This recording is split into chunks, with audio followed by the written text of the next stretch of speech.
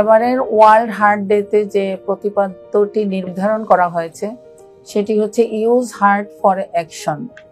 তো আমরা যারা শিশু হৃদরোগের চিকিৎসা করে থাকি, আমাদের জন্য এই অ্যাকশনটি কি হবে এই বিষয়ে আমি একটু কথা বলতে চাই। আমার কাছে যেটা মনে হয় যে জন্মগত শিশু হৃদরোগ এগুলি তো প্রথমে নবজাতকের মধ্যেই প্রকাশ পায়। যখন একটি শিশু জন্মগ্রহণ করে তখন তার হার্টে কিন্তু এই রোগগুলি থাকে। কারো কারো বোঝা যায়, কারো কারো বোঝা যায় না। যারা খুবই খারাপ রোগে আক্রান্ত, দেখা যায় জন্মের সাথে সাথে তারা নীল হয়ে যায়, তাদের শ্বাসকষ্ট শুরু হয়ে যায় এবং তারা এনআইসিইউতে চিকিৎসা পায়। সেখানে ডাক্তাররা তখন তাদের রোগগুলি ধরার জন্য আমাদের কাছে রেফার করে থাকেন। আবার কিছু কিছু শিশু তারা নর্মালভাবেই জন্মগ্রহণ করে, তাদের ভিতরে যে হার্টের রোগ আছে প্রাথমিকভাবে সেটা কিন্তু বোঝা যায় না। দেখা যায় তারা ভালো বাচ্চা মনে করে বাচ্চাকে বাসায় নিয়ে চলে যায় এবং তারপর 1 সপ্তাহ 2 সপ্তাহ পর থেকে তাদের মধ্যে এর লক্ষণ দেখা দিতে শুরু করে। এমনকি অনেক বাচ্চা এমনও হয় যে হঠাৎ করে লক্ষণ দেওয়ার সঙ্গে সঙ্গে তারা মৃত্যু মুখেও তারা পতিত হতে পারে। তো এই আশঙ্কাগুলির কারণে আমার কাছে যেটা মনে হয় যে আমাদের এই ক্ষেত্রে একটা অ্যাকশন দেখানো উচিত।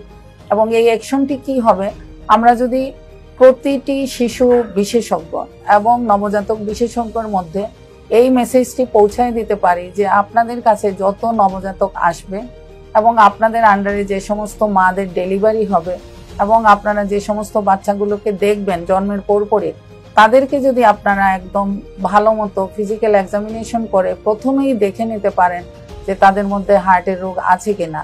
এছাড়া কিছু কিছু অতি ঝুঁকিপূর্ণ বাচ্চা জন্মগ্রহণ করে, যেমন ডাউন সিনড্রোম বেবি, তারপরে হচ্ছে অন্যান্য তাদের মধ্যে দেখা যায় যে ত্রুটি আছে, যেমন তাদের থ্রুট কাটা অথবা তাদের হয়তো পায়খানার রাস্তা নাই কারো বা হয়তো অন্যান্য আঙ্গুল নাই। এই ধরনের অনেক ত্রুটি নিয়ে বাচ্চারা জন্মগ্রহণ করে। দেখা যায় সেই বাচ্চাগুলোর মধ্যেও হার্টের রোগ থাকে। তো আপনারা যদি স্ক্রিনিংও করেন, যে লক্ষণ নাই তারপরে আপনারা স্ক্রিনিং হিসাবে কিছু শিশু হৃদরোগী থাকতে পারে এরকম, তাদেরকে পরীক্ষা করলেই জানা যাবে। তখন সেই পরীক্ষাগুলোর জন্য আপনারা অ্যাডভাইস করবেন। আর যাদের মধ্যে লক্ষণ আছে বা যাদেরকে স্টেতো লাগালে হার্টের মধ্যে মারমার পাওয়া যায়, তাদেরকে তো অবশ্যই বোঝাই যাবে যে তাদের মধ্যে হার্টের রোগ আছে। তো আমরা যদি প্রাথমিকভাবে এই কাজটি করি যে কোনো শিশু জন্মগ্রহণ করার সঙ্গে সঙ্গে তাকে পরীক্ষা নিরীক্ষার মাধ্যমে ফিজিক্যাল এক্সামিনেশন এবং টেস্ট দুইটার মাধ্যমে আমরা যদি নিরূপণ করতে পারি যে তাদের মধ্যে হার্টের রোগ আছে, তাহলে খুবই প্রাথমিক পর্যায়ে চিকিৎসা দেওয়া সম্ভব হবে এবং অনেক শিশুর এই যে নবজাতকের মৃত্যুর হার এটা কিন্তু অনেক কমে যাবে। কারণ এই যে হার্টের রোগ যেগুলি অনেক জটিল, এদের মধ্যে কিন্তু 80% 1 মাস বয়সের মধ্যে মারা যায়। তাহলে আমরা যদি খুবই প্রাথমিকভাবে তাদের ডায়াগনোসিস করে চিকিৎসা করতে পারি, তাহলে এই মৃত্যুটাকে আমরা প্রতিরোধ করতে পারবো এবং আমাদের দেশের নিওনেটাল মর্টালিটি আমরা অনেক কমাতে পারবো।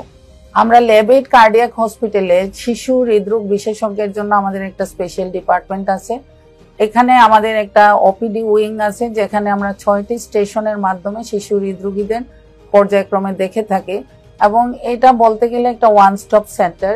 এখানে যে একবার এসে ঢুকবে সে তার রোগের একদম প্রতিটা বিষয় সে অ্যাডভাইস পাবে, কার অপারেশন লাগবে, কার দেশে চিকিৎসা হবে, কার বিদেশে চিকিৎসা হবে, কার বিনা অপারেশনে পারকিউটেনিয়াস ইন্টারভেনশনের মাধ্যমে চিকিৎসা হবে।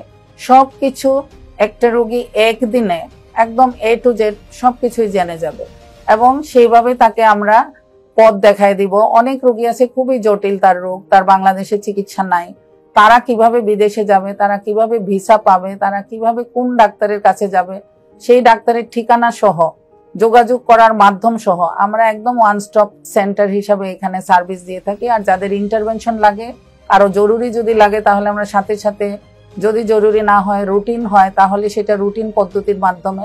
আর কিছু কিছু রোগী আছে গরিব রোগী, যাদের কোনো চিকিৎসা করার নিজের টাকা পয়সা দিয়ে চিকিৎসা করার মতো যোগ্যতা নাই বা তাদের আর্থিক অসচ্ছলতা রয়েছে, সেই রোগীগুলিকেও আমরা একটা প্রক্রিয়ার মাধ্যমে যেভাবে তারা চিকিৎসা পায় তার ব্যবস্থাও করে থাকি।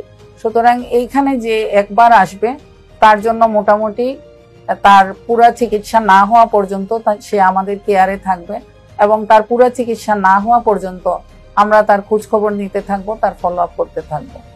ধন্যবাদ।